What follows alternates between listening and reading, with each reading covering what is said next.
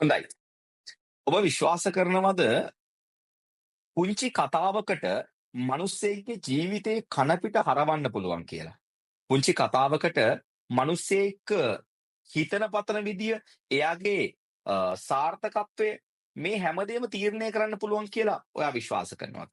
අද ඉඳන් ෂෙඩ් එකත් එක්ක ඔයාට ඒක විශ්වාස කරන්න සිදු වේවි. අද දවසේ අපේ කතාවේ කතා නායකාව විල්මා. විල්මා රැඩෝල්ෆ්. මේ නම කිව්වම අහලා තියෙන කෙනෙක් ඉන්නත් පුළුවන්, අහලා නැති වෙන්නත් පුළුවන්. සාමාන්‍යයෙන් විල්මා කියලා කියන්නේ ජනතාව බහුතරයක්, ලෝකෙන් මිනිස්සු බහුතරයක් කරන්න පැකිලෙන, කරන්න අකමැති දේවල් කරන්න ආශා කරපු කෙනෙක්. මිනිස්සු ප්‍රතික්ෂේප කරන දේවල්, මිනිස්සු කරන්න අකමැති දේවල් කරන්න ආස කරපු කෙනෙක්. එයාට අවුරුදු 6දී තමයි ඕනුනේ මේ ලෝකෙ පුරා නගරෙන් නගරෙට සංචාරණය කරන්න. ලෝකේ එයාට අයිති තැන හදාගන්න. මුළු ලෝකෙම එයා දන්න කෙනෙක් බවට, එයාව නමින් කිව්වම දන්න කෙනෙක් විදියට හසුරව ගන්න තමයි පුංචි විල්මා අවුරුදු 6දී සිහින මැව්වේ. හැබැයි ඔයා දන්නවද පුංචි විල්මා කියලා කියන්නේ? නැත්නම් මේ විල්මා කියන මේ දුව, මේ දියණිය කියලා කියන්නේ උපතින්ම ප්‍රාක් පරිණතව ඉපදිච්ච කෙනෙක්. නැත්නම් ආබාධ සහිතව මව් කුසින් එළියට ආපු කෙනෙක්.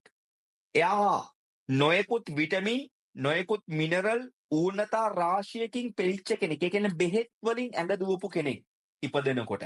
ඉපදුනාට පස්සේ ඒ වගේම එයා නියුමෝනියාවට පුංචි කාලෙදි දෙවතාවක් ගොදුරු වෙනවා.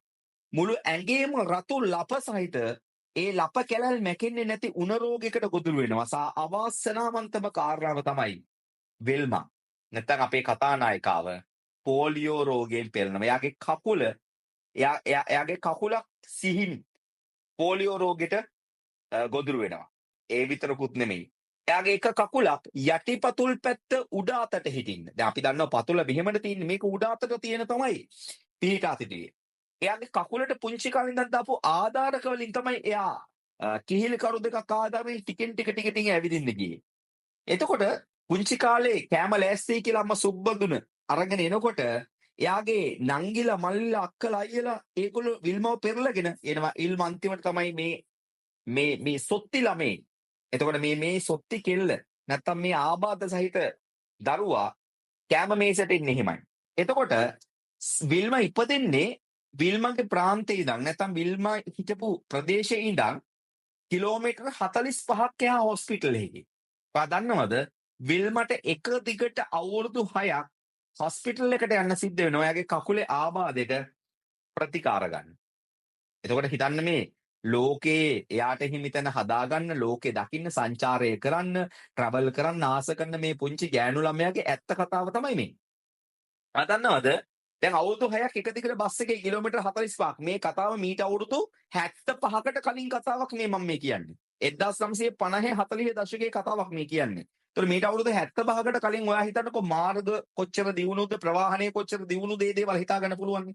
ඒතකොට මෙහෙම ප්‍රතිකාර ගන්න මේ බස් එකේ හරි නැත්නම් වාහනයක හරි කිලෝමීටර් 45ක් යන පැය කීපයක් යනවා ප්‍රතිකාර වෙන නැවත ගෙදර එන දිගටම විල්මා සිහින දැක්කා. ඉමේජින් කරා. මොකද්ද විල්මා ඉමේජින් කරේ? සුදු පාට හරියට පිටරටවල තියෙනවා වගේ. දැන් විල්මාගේ හැටියට විල්මා හිතනවා පිටරටවල තියෙන නැත්නම් නගරේ තියෙනා වගේ ලොකු ලස්සන ගෙදරක ජීවත් වෙන හැටි. හරි. එයා හැමදාම එයාගේ ડોක්ටර්ගෙන් අහනවා ප්‍රතිකාර කරන අතරතුර කවද්ද මගේ මේ පාමාරු ගලවන්නේ? එහෙම නැත්නම් මගේ කකුලට දාලා තියෙන ඇන ගලවන්නේ? දැන් ශල්‍ය කර්ම ගොඩක් කරනවා, මේ කකුල හදන්න බලනවා. කවද්ද මට ඇවිදගෙන යන්න ලැබෙන්නේ? හැබැයි හැමදාම මේ වෛද්‍යවරයා විල්මගේ හිත කඩන්න බැරි නිසා දෙනවා එක උත්තරයක්. මොකද්ද? අපි බලමුකෝ. මොකද වෛද්‍යවරයා දන්නවා සාමාන්‍යයෙන් මේක සුව කරන්න පුළුවන් එකක් නෙමෙයි. හැබැයි ඔයා දන්නවද ප්‍රතිකාර අරගෙන ගෙදරට එන හැම වෙලාවකම එයා හිතනවා ලස්සන පුංචි පවුලක් හදාගන්නවා, චූටි දරුවෝ එයාට ඉන්නවා. මේ පුංචි ළමයා හිතනවා සතුටින් ජීවත් වෙන එක. එතකොට විල්ම හැමදාම විල්මගේ අම්මට කියනවා මං කවදා හරි නැගිටිනවා, මං ඉක්මනට මේ කකුල් වාරු නැතුව දුවනවා. එතකොට අම්මා, මේ පුංචි විල්මගේ අම්මා කවදාවත් විල්මව නෙගටිව් කරේ නෑ. විල්මට කොවුදුවේ ඔයාට පුළුවන්, ඔයා උත්සාහ කරන්න. වැදගත්ම දේ විශ්වාසය. ඔයාට විශ්වාස නම් මේ ලෝකේ ඕන දෙයක් කරන්න පුළුවන්. මේ අම්මගේ කිව්ව වචන ටික ඔයාට විශ්වාස නම් මේ ලෝකේ ඕන දෙයක් කරන්න පුළුවන් කිව්ව වචන ටික මේ සොත්ති දැරියට ලොකු හයියක් එනවා. විල්මා හිතනවා අවුරුදු 11 දී කවදා හරි දවසක මට පුළුවන් වෙයි මගේ මේ පාවාරු ටික අයින් කරලා දාන්න. කවදා හරි දවසක මට දෙපැයින් යන්න පුළුවන් වෙයි.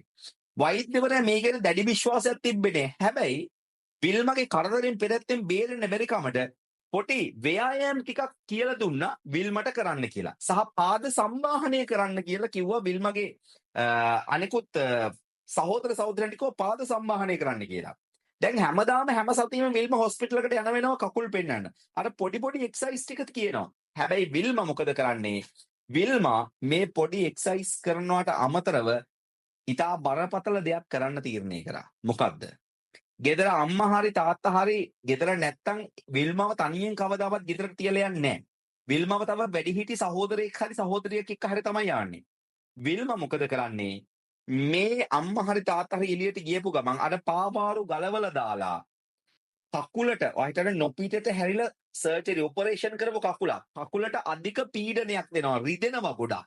හැබැයි රිදෙද්දි විනාඩියක් පළවෙනි දවසේ, දෙවෙනි දවසේ විනාඩි 2ක්, තුන්වෙනි දවසේ විනාඩි 3ක් මේ වගේ පයින් ඇවිදින්න පටන් ගන්නවා විල්මා. හරි. හැබැයි මේ ඇවිදිනකොට යාට පේනකොට කවුරු හරි යාට එනවා කියලා මෙයා ටක් ගාලා ඇඳට එනවා. ඇඳට ඇවිල්ලි ඉවරලා හාන්සි වෙලා අර සහෝදරයට කියනවා මගේ කකුල මසාජ් කරන්න කියලා. නැත්තම් අම්මා තාත්තා ඇවිල්ලා අහනවනේ ඇයි ඔයා පාවාරු ගලවලා තින්නේ කියලා. කිහිලිකරු නැතුව ඉන්නේ ඇයි කියලා. මේ විදියට අවුරුද්දක් අධික වේදනාවක් විඳින ගමන් විල්ම කරන්නේ ගේ වටේ ඇවිදින්න පටන් ගන්නවා. විනාඩියකින් පටන් ගත්ත ගමන විනාඩි 2, විනාඩි 3, විනාඩි 5, විනාඩි 15, විනාඩි 20 පැය භාගේ පාවාරු නැතුව විල්ම ඇවිදින්න පටන් ගන්නවා. අර පෝලියෝ කකුලෙත් එක්ක. හරි. අවුරුද්දකට පස්සේ විල්ම අහනවා වෛද්‍යවරයාගෙන් මට මේ පාවාරු ගලවලා ඇවිදින්න පුළුවන්ද කියලා. වෛද්‍යවරයාට පව් කියලා හිතෙනවා. විල්ම ඊට පස්සේ අහනවා මට එකවතාවක් අවස්ථාවක් දෙනවද මේ පාවාරු ගලවන්න? මට විනාඩියක් ඇවිදින්න දුන්නා නම් ඇති. වෛද්‍යවරයා ඒකට අවසර දෙනවා. අම්මටයි තාත්තටයි දෙපැත්තෙන් අල්ලගන්න කියනවා විල්ම වැටුණා. හැබැයි අම්මවත් තාත්තවත් වෛද්‍යවරයා දන්නේ නැහැ. මේ පුංචි කෙල්ල අවුරුදු 11 පුංචි කෙල්ල එක දිගට අවුරුද්දක් අධික වේදනාවක් දීදී අධික රිදීමක් තියෙද්දි ගේ වටේ පැය ගණන් ඇවිද්දා කියන එක. විල්ම පාවාරු දෙක ගලවලා දාලා හොඳට වෛද්‍යවරයා ගාවට ඇවිදින්න යනවා. මොකද වෙන්නේ? වෛද්‍යවරයා අහනවා කවද ඉඳන්ද ඔයා ඔහොම ඇවිදින්න පටන් ගත්තේ කියලා. විල්ම කියනවා මං අවුරුද්දක් තිස්සේ මම මේක කරනවා කියලා. හරි. ඔයා දන්නවද එදායින් පස්සේ කවදාවත් ඒ පාවාරු නැවත විල්ම දාන්න ගත්තේ නෑ. හැබැයි ප්‍රශ්නයක් තියෙනවා. එයා දැන් අවුරුදු 12 දී දකිනවා එයාගේ යාළු එයාට අවුරුදු 12 වෙනකොට එයාගේ සමවයස් මිතුරු මිත්‍රියෝ පැසිපන්දු සෙල්ලම් කරනවා, පාපන්දු සෙල්ලම් කරනවා, වොලිබෝල් ගහනවා, නෙට්බෝල් ගහනවා. හැබැයි විල්මගේ අස්ති දුර්වලයි. එයාට දුවන්න බෑ. දැන් ඇවිදින්න ටිකක් පුළුවන්. හැබැයි දුවන්න බෑ.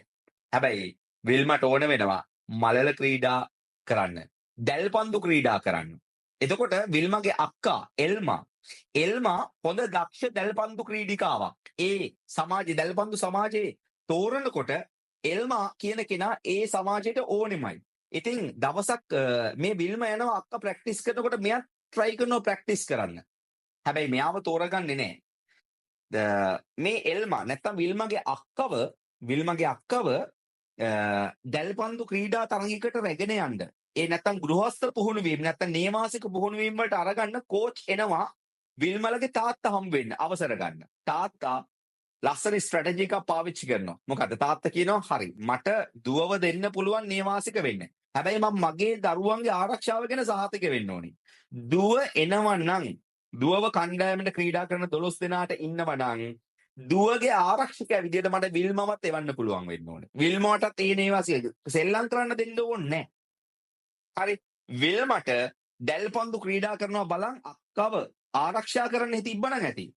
මොකද තාත්තා දන්නවා විල්ම හරි ආසයි දැල්පන්දු ක්‍රීඩිකාවක් වෙන්න කියලා. විල්මගේ ජීවිත කතාව වෙනස් වෙන්න හදන්නේ මෙන්න මෙතනින්. මොකද වෙන්නේ? විල්මවත් මේ යෝජනාවට එකඟ වෙනවා. කවුද එකඟ වෙන්නේ? මේ දැල්පන්දු කෝච්. අරගෙන ගිහලා එල්මට පුහුණු වීම ටික දෙනකොට විල්මා බංකුවට වාඩි වෙලා මුළු දවසේම ක්‍රීඩිකාව ප්‍රැක්ටිස් වෙන හැටි බලන් ඉන්නවා. එයා try කරනවා. එයා දකිනවා තරඟවලදී කොහොමද සෙල්ලම් කරන්නේ පුහුණු වෙන්නේ. ඊට පස්සේ කවුරුත් නැති වෙලාවට විල්ම තනියෙන් මේ දැල්පන්දු පුහුණුවීම් කරනවා. හරි. හැබැයි විල්මට එල්ම වගේ සාර්ථක වෙනවත් කණ්ඩායමටත් එන්න ලැබෙන්නේ නැහැ.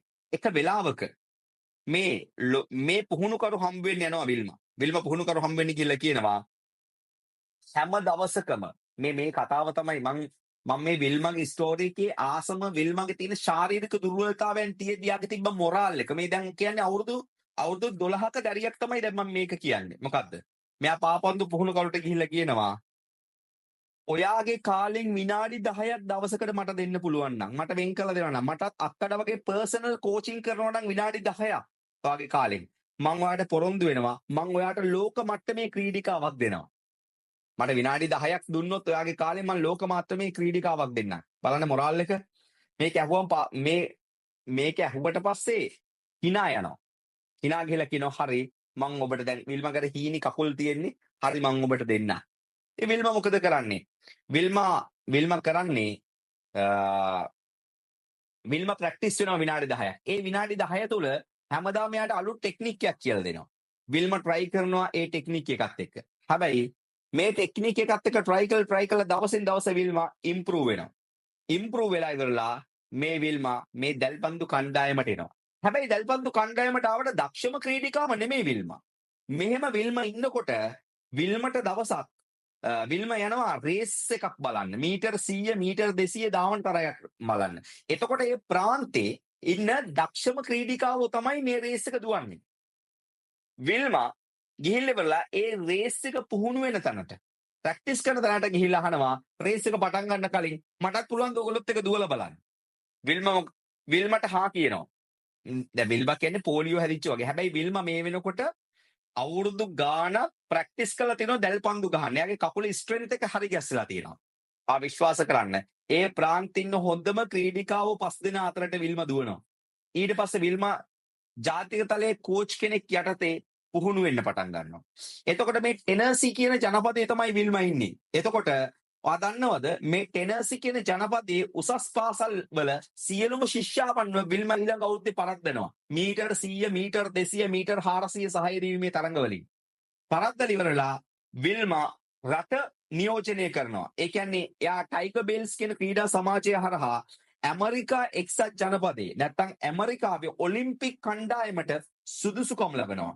1956 අවුරුද්දේදී ඇමරිකාව නියෝජනය කළා ඔලිම්පික් කණ්ඩායමට ගිහිල්ලා පූර්ව අවසන් තරඟෙන් විල්ම ඩිස්කොලිෆයිඩ් වෙනවා. නැත්නම් විල්මගේ බලාපොරොත්තු නැති වෙනවා. හරි. හැබැයි විල්ම කියනවා ඊළඟ අවුරුදු 4 මං කැප කරනවා මගේ ජීවිතේ. විල්ම ගෙදර යන එක නවත්තනවා, නෑදෑයින්ට කතා කරන එක නවත්තනවා, අම්මා තාත්තත් එක්ක කතා කරන එක නවත්තනවා.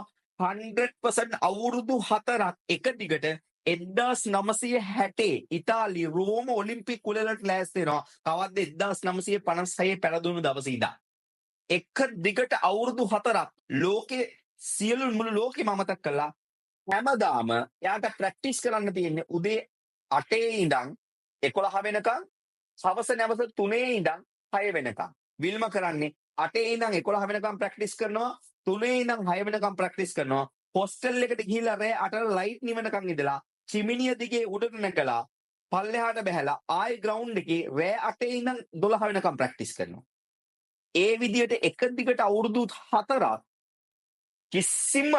කිසිම බාහිර දෙයක් එක්ක ගැටෙන්නේ නැතුව ප්‍රැක්ටිස් කරනවා. ඒකේ ප්‍රතිඵලය තමයි 1960 අවුරුද්දේදී එය විදුලි වේගයෙන් එයාගේ ඉවෙන්ට්ස් 3ම ඉවර කරනවා. මීටර් 100 මීටර් 200 මීටර් 400 සහාය දෙවීම. රම් පදක්කම් 3ක් ගන්නවා. ජවන සහ පිටියාංශයේ රම් පදක්කම් 3ක් ලැබපු ප්‍රථම ශූරිය විදියට විල්ම රැඩොල්ෆ් ඉතිහාසගත වෙනවා. හරි. එතකොට එයාට ජෝන් F කෙනඩි එවකට හිටපු ඇමරිකානු ජනාධිපති විශේෂ රන් සම්මානය ලබා දෙනවා. එතකොට විල්මගෙන් අහනවා මොකක්ද ඔයාගේ ජයග්‍රහණයේ රහස කියලා. මේකට තමයි ලස්සනම උත්තරේ දෙන්නේ විල්ම. විල්ම කියනවා හයිද ඔයා හැමතිස්සෙම දුවන්නේ. මගේ රහස තමයි හැමතිස්සෙම මම දුවපු එක. මගේ රහස තමයි මම කරන වැඩේ එක දිගට කරපු එක. හරි. ඔයාට ඒකේ කෙලවර දකින්න ඕනේ නෑ. ඔයාට වැඩක් එක දිගට කරන්න. හරි. ඔයා කෙලවර දකින්නව නම් විතරක් වැඩ කරනවා නම් ඔයාට වැඩක් ඉවර කරන්න බෑ. හරි. ඔයා දවසින් දවස පියවරින් පියවර විශිෂ්ටත්වයට ලංවන්න. ඔයාට තියෙන්න ඕනේ උත්සාහය විතරයි කියලා.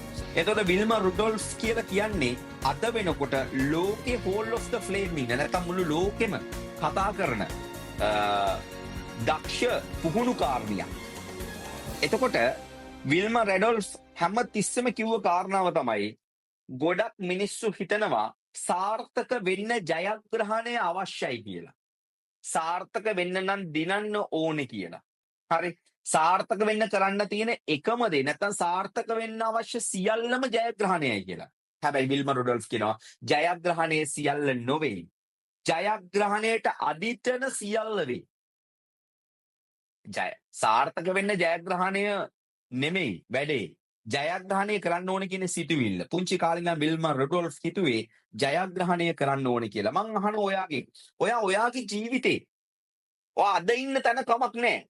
හැබැයි ඔයාට හිතෙනවද ඔයා දිනනවා කියලා? ඔයා ලෑස්තිද අවුරුදු 4ක් ඔයාගේ අරමුණ වෙනුවෙන් ප්‍රැක්ටිස් කරන්න විල්මා රුඩෝල්ෆ් වගේ 1956 ඔලිම්පික් පැරදුනාට පස්සේ අවුරුදු 4ක් එක දිගට පැය 12 ගානේ ප්‍රැක්ටිස් කරා. ගෝල් එකක් වෙනුවෙන් අරමුණක් වෙනුවෙන්. අට පුළුවන් දෙහිම අරමුණක් වෙනුවෙන් ප්‍රැක්ටිස් කරන්න. විල්මා රුඩෝල්ෆ්ලා ලෝකේ පඳුරකට පයින් ගහනකොට 10ක් 15ක් විසික් වෙන්නේ නැත්තේ ඒ නිසා. පෝලියෝ හැදිච්ච දරියක්, කකුල නොපිටට පිහිදුණු දරියක්, නියුමෝනියාව හැදිලා දෙපාරක් ජීවිතේ බේරගත්ත කෙනෙක්, රතුලප සහිත උණ රෝගේ වැළඳිලා මරණ මංචකයට ගිය මුළු ඇඟ පුරා මැරෙනකන් තාමත් රතුලප තියන් ඉන්න කෙනෙක්, හැමදාම කිහිලි කරු වලින් යයි කියලා හිතපු කෙනෙක්, ඔලිම්පික් සූරියක් වුණා. මීටර් 100 දුවලා මීටර් 200 දුවලා ඒ කියන්නේ ලෝකේ වේගවත්ම කාන්තාව බවට පත් වුණා. සෙල්ලම්ද? අපිට මොනවාද නැත්තේ? අපිට නැත්තේ ජයග්‍රහණය කරන්න ඕනේ අදිටන විතරයි. එක දෙයක් එක දිගට නොකඩවා කරන්න නැති එක විතරයි. එනිසා මතක තියාගන්න.